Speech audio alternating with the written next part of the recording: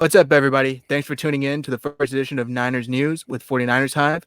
My name is Zach Hernandez. You can follow me on Twitter at Zach Hernan. I'm joined by my friend Matt. Matt, how you doing? I'm doing great, Zach. You guys can follow me at Ataxis, ATAX1S on Twitter. All right, and let's get right into it. The biggest news of the weekend for the 49ers, they acquired Pro Bowl left tackle Trent Williams from the Washington Redskins in exchange for a 2025th and a 2021 third round pick. Matt, do you think that this proves the organization is committed to doing whatever it takes to win? I think they proved that last year with that Super Bowl run. They arrived a year early.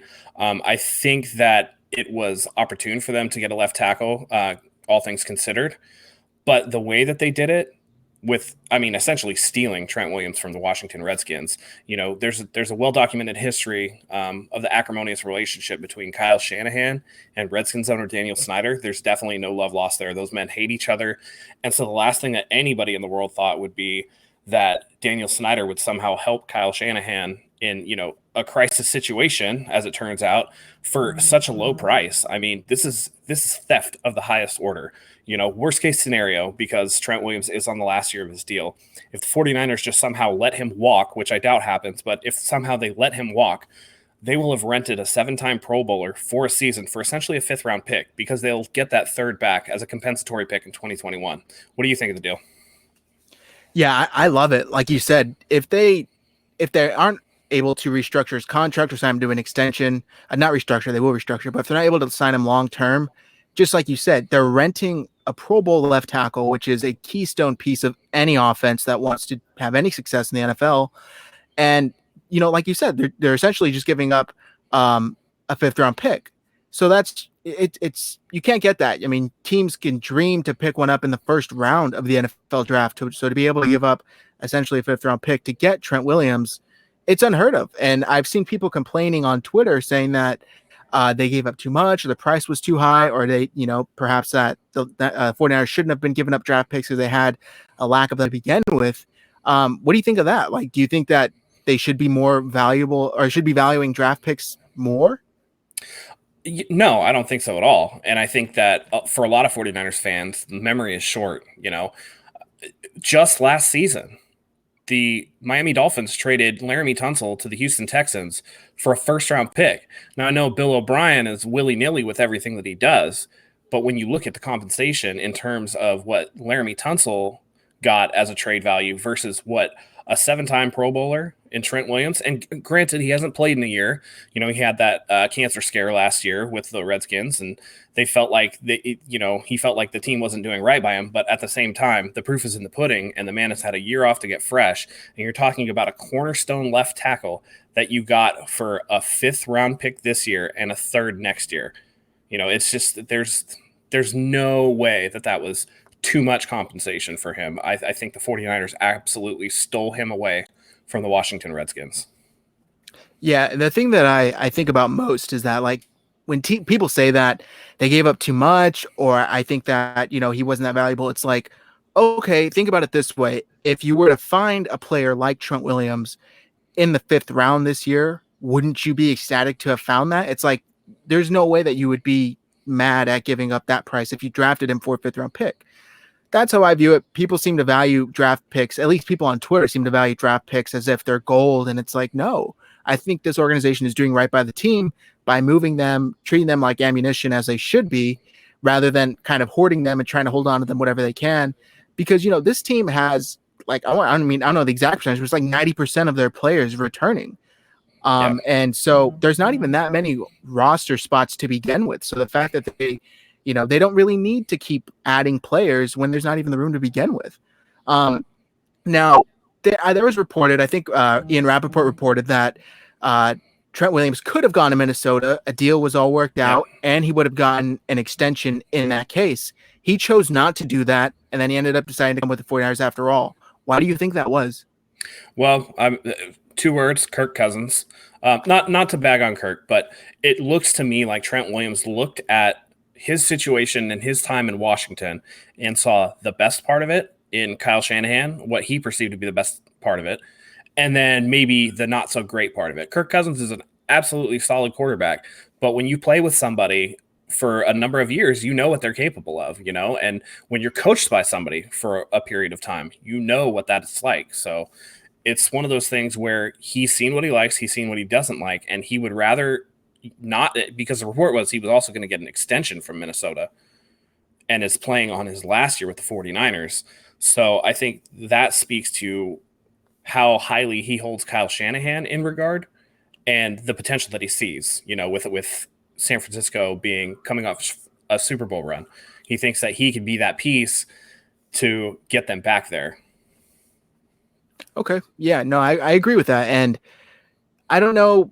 Okay, let me ask you this. Would you prefer that they do only rent him for a year, or do you think that they'd be better off in the long term re-signing him to kind of a monster deal, so to speak, if they're able to make the numbers work? Well, to me, it's unfortunate that they couldn't trade for him before Laramie Tunsil got his extension because that's going to make it a little more expensive, I think. But if you have a left tackle, you keep that left tackle. It's not a situation of where it's like wide receiver that you can pick up in the draft, maybe like they've done with Deebo Samuel. It's not like a running back where those are a dime a dozen and those are pretty interchangeable. You're talking about a cornerstone left tackle, the guy that is going to keep Jimmy G's blind side protected and keep him upright. There's no price too high to pay to have that security. And, we'll talk about it coming up, but, going from all-time great Joe Staley to probably all-time great Trent Williams. I mean, essentially you've swapped out production for a player who is about 5-6 years younger. So you've just extended that stellar play at a critical position. And I don't think that can be overstated. Yeah, when we were doing our draft first round kind of live stream, we were talking about how the 49ers, how they should approach it, how they should treat it. And I said, they should be simultaneously trying to keep their window as wide open currently, but also prolonging kind of the length that it is open. And I think this move does exactly that.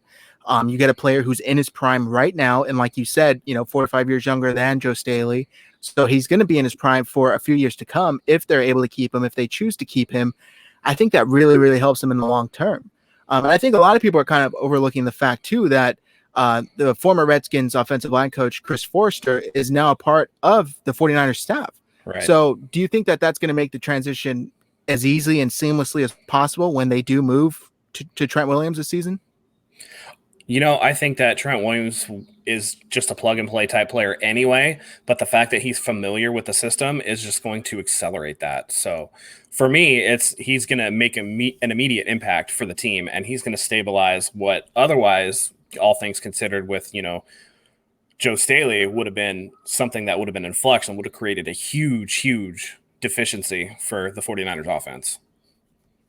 Right. And then, also – Trent Williams, you mentioned earlier, he did miss all of last year with a cancer scare. Right. Is that a concern or is that a plus? To me, it's not a concern from the cancer standpoint. I mean, obviously cancer could come back at any time, but if they feel like they've done a good job, I don't know exactly what type it is, but there are several forms of treatable cancer. And if he feels like they've got it all and he's in a good place, that doesn't concern me. And from the physical side of it, I think it's a benefit that his body got rest. These offensive linemen, we've seen it now when they retire. Joe Thomas with the Cleveland Browns. We're talking about, Chris Hardwick with the Chargers, or Nick Hardwick. Chris Hardwick's the Walking Dead guy. Nick Hardwick. These guys slim up after they're done. The body is not meant to hold that much weight, and a lot of these guys shrink after they're done playing. So that takes a toll on joints. It takes a toll on soft tissue. It takes a toll on a lot of things. And for him, in what is essentially his athletic prime, to take a year off to get fresh after having a couple of kind of injury-prone seasons or injury-riddled seasons is going to be a huge, huge boon. It's not like he's going to forget how to play. Any rust that he may have is going to get knocked off in training camp and in the preseason. So by game one, he should be ready to go. Yeah, I totally agree. I think that it's a benefit for him rather than a negative. I saw people on Twitter kind of talking about, this guy hasn't even played football in a year, blah, blah, blah. And it's like, look, there's a big difference in Trent Williams taking a year off and Jerick McKinnon not playing in 2 years. That's a Right. totally different type of rust. I think this benefits Trent Williams. I think it benefits the 49ers. And if they choose to keep him long-term, it's a huge benefit to the team. So yeah, that's gonna do it, guys. Let us know what you think in the comments below. Do you agree with the move for Trent Williams? Do you think that the 49ers gave up the right price? Anything you want to comment, leave it below, and we'll respond to you. Signing off 49ers Hive, Zach Hernandez. Follow me on Twitter at Zach Hernan. Matt Llewellyn, follow me at Ataxis. All right, thanks, guys.